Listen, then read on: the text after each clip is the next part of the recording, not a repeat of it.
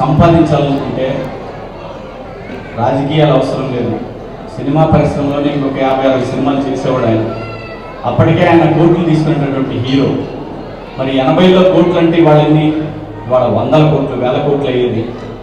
కాబట్టి అన్నగారు ఎప్పుడు కూడా డబ్బుల కోసం రాలా, తన కుటుంబాన్ని రాజకీయాల్లోకి రానివ్వాలి. అన్నగారు ఎప్పుడు కూడా తన కొడుకుల్ని ఎవరిని కూడా రాజకీయాల్లోకి వచ్చి నాన్న మన కుటుంబం రాజకీయంలో ఉంది, అమ్మ నువ్వు చెల్లెలు బాబాయిలు పిల్లులు మొత్తం రండి, సహజ వనరులు ప్రకృతి వనరులన్నీ దోచుకోండి అని అన్నగారు ఏ రోజు చెప్పలేదండి. ఆయన్ని చూడాలని అసెంబ్లీ సెక్రటేరియట్ దగ్గరికి రావడానికి కూడా ఒక 2-3 నెలలు నిజంగా ఏదన్నా పనుండి, ప్రజలకు సంబంధించిన పనుండి, పిల్లల్లో ఎవరైనా ఒకళ్ళు కావాలి అని అనుకుంటే వాళ్ళ ఉద్యోగులందరితో మాట్లాడిన తర్వాత ఆయన ఓకే అంటే అప్పుడు సెక్రటేరియట్కి రానిచ్చేవాడు. అది కూడా ఒక్కసారే జరిగిందంట ఆ కుటుంబంలో. చూడండి, ఇవాళ మనకి టోల్ గేట్ల దగ్గర కూడా ఎమ్మెల్యే గారు భార్య అంటే ఎమ్మెల్యే గారు లేదా ఆ స్టిక్కర్ ఉంటే చాలు మొత్తం బ్యాచ్ దిగిపోయి. ఇది రాజకీయం, వాళ్ళ రాజకీయ పరిస్థితి ఇలా ఉంది. దయచేసి ప్రజలకు ఎందుకు చెప్తున్నా అంటే ఈ దరిద్రాన్ని తెచ్చుకుంది కూడా ప్రజలే. వాడు వస్తాడు 1000 రూపాయలు అంటాం, 2000 అంటాం, ఆ బజార్లో ఇచ్చారు, ఈ బజార్ వాళ్ళకి ఈరా అంటాం. వాడు మనల్ని కొనుక్కుంటున్నప్పుడు మనకెక్కడ అధికారం ఉందండి అతను పని చేశాడు పని చేయలేదు అని? ఇదంతా రామారావు గారి టైంలో లేదండి. ఎందుకు గుర్తు చేస్తున్నానంటే రామారావు గారి టైంలో ఎప్పుడైతే ఇలాంటివన్నీ లేకుండా ఎన్నెన్నో పథకాలు వచ్చినాయి, అలాగే విద్య వైద్యం అలాగే రోడ్లు ఇలాంటివన్నీ కూడా మనకి రావాల్సినటువంటి ఏవైతే ఏమంటారు ఇన్ఫ్రాస్ట్రక్చర్, ఈ ఇన్ఫ్రాస్ట్రక్చర్ అంతా కూడా రాజకీయ నాయకులు జేబుల్లోకి పోకుండా ఉండాలంటే నిజమైన నాయకులు ఎన్నుకోండి, నిజంగా ప్రజల కోసం పనిచేసే నాయకులు ఎన్నుకోండి, ప్రజలు దోచే నాయకులు కాదు. ఏదో మాటలు చెప్పి డబ్బులు సంచులు వడ్డీలకు తెచ్చి 100 రూపాయలు పెట్టి 10 లక్షల రూపాయలు సంపాదించుకునేటటువంటి నాయకుల్ని దయచేసి ఎంకరేజ్ చేయకుండా, ఏ పార్టీలో ఉన్నా కూడా ఎంకరేజ్ చేయకండి దయచేసి నిజమైన నాయకుల్ని. ఎందుకంటే ఈ మహానుభావుడు పేరు చూస్తే కొన్ని 100ల మంది రాజకీయ నాయకుల్ని రూపాయి ఖర్చు పెట్టకుండా, రూపాయి తీసుకోకుండా మహానుభావుడు ఎంతో మంది రాజకీయ నాయకులు తీసుకొచ్చారు. ముస్లిం సోదరులు కూడా, నిజంగా ముస్లిం సోదరులు ఎంతమంది ఉండేవాళ్ళు రాజకీయాల్లో, అది కూడా ఈ మహానుభావుడు క్రెడిటే. ఆయన తీసుకొచ్చాడు, రాజకీయాల్లో పెద్ద పెద్ద పదవులు ఇచ్చాడు ఆయన మహానుభావుడు. సో ఇలాంటివి మన చేతుల్లోనే ఉందండి మన సమాజం. నాకేంటంటే ఇక్కడికి వచ్చినప్పుడు చూస్తే నాకు అనిపిస్తుంది, చూడండి మన ముందు తరం వాళ్ళు ఇంత పెద్దది కడితే ఈ తరానికి వచ్చేసరికి చూడండి ఎలా ఉందో. ఇది మన సమాజం, నేటి సమాజం ఇది. దీనికి కారణం ఎవరు? మనమే దీనికి కారణం, ఇంకా వేరే ఎవ్వరూ కాదు. దయచేసి డబ్బులకి 2 రూపాయలు, నిజంగా 1000 రూపాయలు 2000 ఇస్తే వాడు రోజుకు 2 రూపాయలకి 4 రూపాయలు కొనుక్కున్నాడు. ప్లేట్ బజ్జీలు కూడా రాదు. దయచేసి డబ్బుతో రాజకీయం చేసేవాడిని ఎంకరేజ్ చేయకండి, నిజంగా పనిచేసేవాడిని ఎంకరేజ్ చేయండి. లేకపోతే మీ పిల్లలు మీ మనవాళ్ళకి భవిష్యత్తు ఉండదు, ఒకరినొకడు పీక్కొని తింటారు. ఇలాంటి వాటికి దూరంగా ఉండాలంటే కనీసం ఈ తరం మేల్కొని చొక్కా పట్టుకోండి. ఎవడైతే అవినీతికి పాల్పడుతున్నాడో, నిజంగా అతను మన ఎమ్మెల్యే అయినా మన ప్రెసిడెంట్ అయినా మన వార్డు కౌన్సిలర్ అయినా ఎవడైనా సరే రూపాయి అడగబాకండి. మనకు రావాల్సిన పనులన్నీ ధైర్యంగా చొక్కా పట్టుకొని అడగండి. చేయకపోతే అప్పుడు మాత్రమే ప్రజలకు న్యాయం జరుగుతుంది. అప్పటిదాకా న్యాయం జరగదు. సూట్ కేసులు తీసుకెళ్ళి చేతిలో బీఫామ్ తెచ్చుకున్నంత కాలం ఈ సమాజం బాగుపడదు. అన్నగారి ఆత్మ శోభిస్తూనే ఉంటుంది అటువంటి పరిస్థితులు చూసినప్పుడు.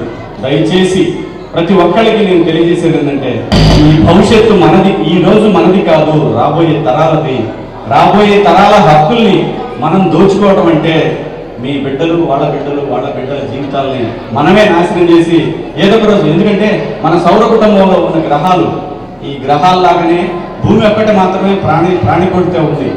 అలాగే ఎప్పటికొకసారి ఇది కూడా అలాగే మారిపోద్ది. ఎందుకంటే మనిషి ధనదాహానికి ఈ భూమి కూడా ఏదో ఒక రోజు అంతరించిపోయే పరిస్థితులు వస్తాయి. కాబట్టి దయచేసి రాబోయే ఎన్నికల్లోనైనా సరే, ఏ ఎలక్షన్లోనైనా సరే ధైర్యంగా మీ ఓటు మీరు వినియోగించుకోండి. దొంగ ఓట్లను ఎంకరేజ్ చేయకండి. దొంగ ఓటు ఎక్కడ ఉందో ప్రశ్నించండి తప్ప పోయేది ఎలాగా రేపైనా వస్తాం అడగండి, పట్టుకొని దొంగ ఓటు వేసేవాళ్ళు రానివ్వద్దు. రౌడీజం యూడిజం జాంతానాయి పోతే రేపటికి 2 ఉన్నామా, రేపు ఇది. ఎవరికి భయపడాల్సిన పని లేదు. చట్టానికి భయపడండి, చట్టానికి లోబడి పనిచేయండి. అందరికీ చట్టం సమానమే, ఎవడి చుట్టం కాదు ఇది చట్టం అనేది రాజ్యాంగానికి లోబడి చేసినటువంటి చట్టాలన్నీ కూడా ఈ సమాజంలో బ్రతికే ప్రతి పౌరుడికి హక్కు ఉంది. ఆ హక్కును వినియోగించుకోలేనప్పుడు మనకన్నా సన్నాసులు ఈ భూమి మీద ఎవరో ఉండరు. దయచేసి పోరాడండి, పోరాడితే పోయేదే ఉంది. బానిస సంఖ్యలు తప్ప నా మహానుభావుడు చెప్పినట్టు దయచేసి రాబోయే ఎన్నికల్లో కానివ్వండి, ఆ తర్వాత వచ్చే ఎన్నికల్లో కానివ్వండి, నిలదీయండి, ధైర్యంగా ఓటేయండి, రూపాయి ఆశించకండి, భవిష్యత్తును ఊహించుకోండి. Thank you. జోహార్ ఎన్టీఆర్. ప్రభాకర్ చౌదరి గారు అన్నగారి వర్ధంతి కార్యక్రమాన్ని నిర్వహిస్తున్నాను. రావాల్ సోదరా అన్నారు. ప్రభాకర్ చౌదరి గారు నాకు రాజకీయాల్లోకి రాకముందు నుంచి నాకు పరిచయం ఉంది. ఆయన సో రాజకీయాలతో నాకు సంబంధం లేదు. కేవలం అన్నగారి వర్ధంతి సందర్భంగా పిలిచారు. అన్నగారి వర్ధంతి అంటే భూమి మీద ఎక్కడున్నా ఎవరు పిలిచినా వెళ్తాను. సో అన్నగారు తెలుగు జాతి ఆత్మగౌరవం కోసం ఒక పార్టీని స్థాపించి ప్రజల కోసం సేవ చేశారు. కానీ దురదృష్టవశాత్తు అలాంటి నాయకులు ఈ రోజు లేరు.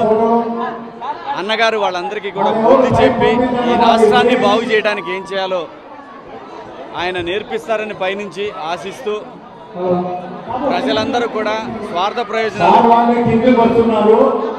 ఓట్ల డబ్బుల కోసం కాకుండా మీ బిడ్డల కోసం ఓట్లు వేయండి, నిజమైన నాయకులను ఎన్నుకోండి. అది అప్పుడే ఎన్టీఆర్కి ఘనమైన నివాళి అవుతుంది. లేదంటే ఆయన ఆత్మకు శోభిస్తూనే ఉంటుంది.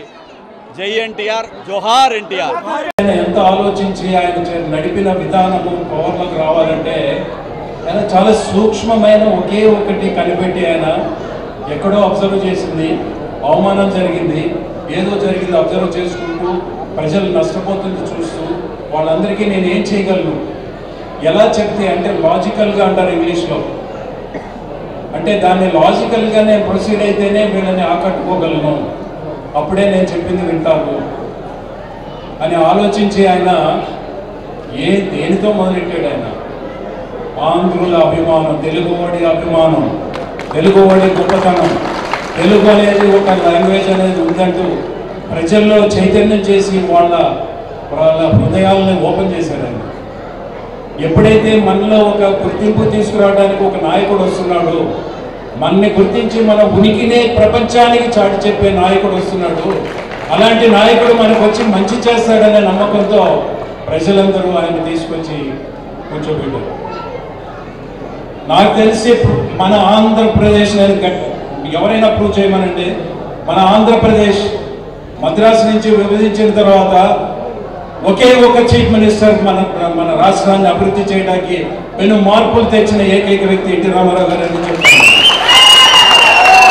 నేను ఒక పార్టీ పరంగా చెప్పలేదు, కావాలంటే మీరు హిస్టరీ తెలియదు చూడండి. చాలా మంది ఒకళ్ళు ఆరంభించింది ఇంకోటి కంప్లీట్ చేస్తారు, ఇంకోటి చేసింది ఇంకోటి కంప్లీట్ చేస్తారు. కానీ ఆయన కొత్త విధానం, కొత్త పద్ధతులు, అంతకుముందు ఏ చీఫ్ మినిస్టరు దాన్ని ప్రపోజ్ చేయని పద్ధతులన్నీ అనూహ్యమైన మార్పులు తీసుకొచ్చి అడ్మినిస్ట్రేషన్ కెపాసిటీ ఆయన ఒక సంచి క్రాస్ బెల్ట్ వేసుకుని ఒక సంచి వేసుకున్నాడంటే ఒక bag, is a chartered accountant. ఒక పెద్ద మ్యారేజ్ని కూడా ఆయన పాకెట్లో అని చెప్తే మన అనా పైసలతో కూడా లెక్కలు కట్టి ఇవ్వగలిగే అంత అద్భుతమైన వ్యక్తి. ఆయనలో ఉండే దక్షత అది. మా మేనమామ గారిని ఆయన దగ్గర ట్రైనింగ్ అవ్వమని చెప్పి ఎల్వి ప్రసాద్ గారు ఆయన దగ్గర పెట్టారు. ఎందుకంటే చార్టెడ్ అకౌంటెన్సీ అనేది అవసరం లేదు, అకౌంట్స్ నేర్చుకోవాలంటే రామారావు గారి దగ్గర పనిచేయమని అక్కడ పంపించారు. సో అలాంటి వ్యక్తి మనకి చీఫ్ మినిస్టర్గా వచ్చి ఎన్ని మనం పెను మార్పులు తీసుకొచ్చారని అందరికీ తెలుసు. ఏమైనా కానీ నాకు ఇక్కడికి వచ్చి మీ అందరినీ చూసి మీకు ఇది చెప్పగలిగే అవకాశాన్ని కల్పించిన ప్రభాకర్ చౌదరి గారికి నా ధన్యవాదాలు. తెలుగు ప్రజలకి నా ధన్యవాదాలు. ఇక్కడ వచ్చిన వాళ్ళకి అందరికీ, మీడియా పరంగా వీక్షిస్తున్న వారికి అందరికీ ధన్యవాదాలు చెప్పుకుంటున్నాను. ఆఖరిగా ఒక మాట చెప్తానండి. వైజాగ్ నుంచి విజయవాడ వరకు ప్రత్యేక తరగతి హోదా గురించి పోరాడదామని చెప్పి ఎవరో పిలిస్తే సినిమా వాళ్ళకి బాధ్యతలు లేవా అని రెచ్చగొడితే నేను వస్తున్నాను, నేను ఖర్చు పెట్టుకుని నేనే వస్తానని ఫ్లైట్లో వెళ్ళి అక్కడ ఒక ఉద్యమానికి మేము బయలుదేరాము. ప్రతి కాలేజీకి వెళ్ళి పిల్లలకి అందరికీ చెప్పాను, తిట్టాను, పిచ్చి తిట్లు తిట్టుకుంటూ వచ్చాను. మీకు సిగ్గు నీతి మానవ రోషం ఏదన్నా ఉంటే టీవీల ముందు ఓడిపోయి వాట్సాప్లు చూసుకుంటే థమ్స్ అప్ దాకొచ్చిన మీ తల్లిదండ్రులు సిగ్గు సరే ఉంటే రండి, ఉద్యమం చేద్దాం. ఒక జల్లికట్టు అనే క్రీడ, ఆ క్రీడ కోసం 1,00,000 మంది ఏమన్నా అక్కడ మెరీనా బీచ్లో చేరితే అప్పుడు రాజకీయవేత్తలు సినిమా వాళ్ళు వచ్చారు. మరి మీరేంటి, మీకు సిగ్గు లేదా అని తిట్టారు. కానీ స్పందన లేదు.